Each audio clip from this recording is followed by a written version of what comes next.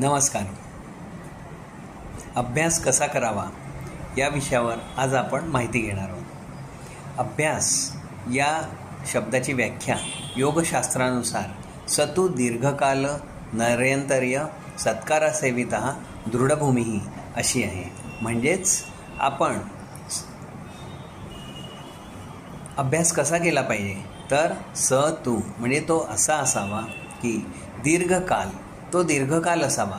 म्हणजे 1 दिवस 2 दिवस किंवा 4-5 दिवस अभ्यास करून थांबलो असं न होता तो सतत दीर्घकाळपर्यंत काही महिने, काही वर्ष, काही तप अशा प्रकारे तो अभ्यास असावा.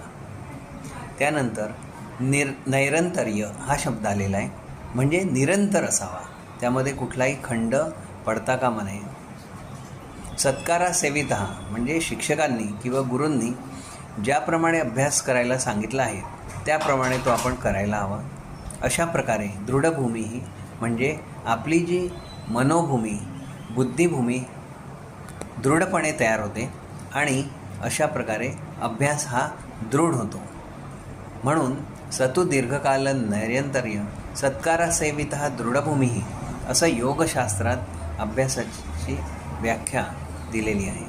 त्यानुसार आपण हा अभ्यास नियमितपणे, निरंतर, दीर्घकाळ, अखंड आणि सांगोपांग केला पाहिजे. म्हणजे ज्या विषयांचे शिक्षक आहेत किंवा जे गुरु आहेत त्यांनी सांगितल्यानुसार तसा आपण अभ्यास विस्तृतपणे केला गेला पाहिजे. या संदर्भात तुम्हाला कुठल्याही प्रकारची शंका असल्यास डिस्क्रिप्शनमध्ये माझा संपर्क क्रमांक दिला आहे. त्या संपर्क क्रमांकावर तुम्ही संपर्क करू शकता आणि आपल्या शंका विचारू शकता.